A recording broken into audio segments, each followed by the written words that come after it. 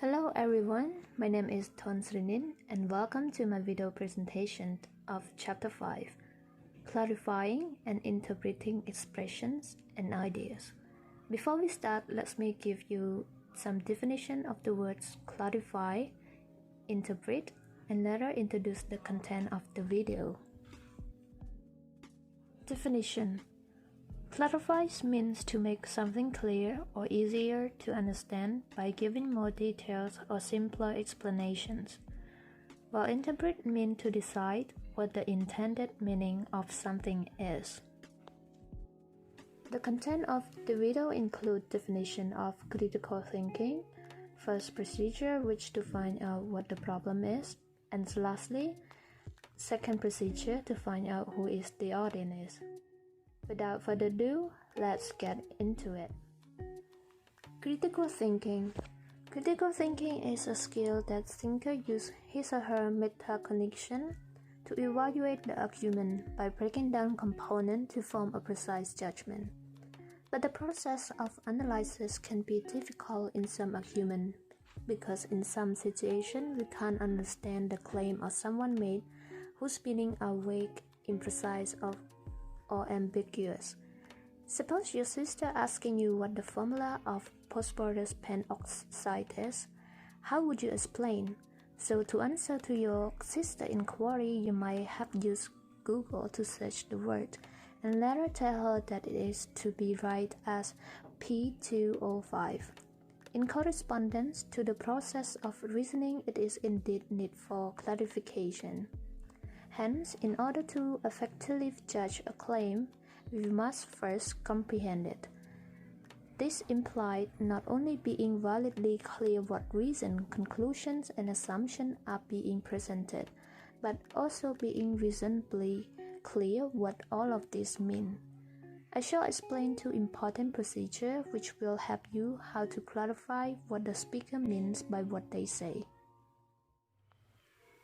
Firstly, find out what is the problem. Is it vagueness, ambiguity, a need for examples, or something else? When you encounter a situation that you are unable to understand the speaker claim, the first thing to do before we make judgment is to be clear about the nature of the problem and how do we provide clarification. For example, you watch a cartoon in which one character said, "It's a piece of cake." Explain what this phrase means. Explain how would you find out.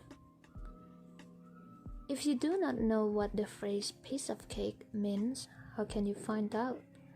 Some of us might have encountered this misunderstanding when we aren't studied about American idiom yet. Even we analyze the context, it doesn't make sense or vagueness of what it is implied. How can we get it? We might be asking teacher or someone who had learned a better English than us, or we could check dictionary or Google. After we do as suggested above, we might learn it means something easily done. Let's look at another example from the story Letter from Thailand. I was still staring at the bracelet when Kim shuffled through the door yawning groggily and talking in him Pakoma. Said Song-woo, "What does the word Pakoma mean?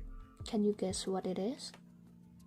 From the context, we can analyze the word Pakoma is some kind of cloth, but we aren't sure where it should be worn. But if you are Cambodian, you might think of Kroma, which has a similar pronunciation, and it is a type of cloth that used for multi-purpose. If we want to know it clearly, we can check the internet or asking someone, and it shows that Pakoma is the name of the cloth in the central region of Thailand and can be used for multi-purpose, not only for wearing. Second, find out about who the audience is. In short, look at what background knowledge and belief can they be assumed to have. For instance, you come across an online article from Healthline in which the author wrote what veganism is and what do vegan is. Explain what a veganism in detail to your friend to understand. As we can see, the level of clarification needed will depend on the audience.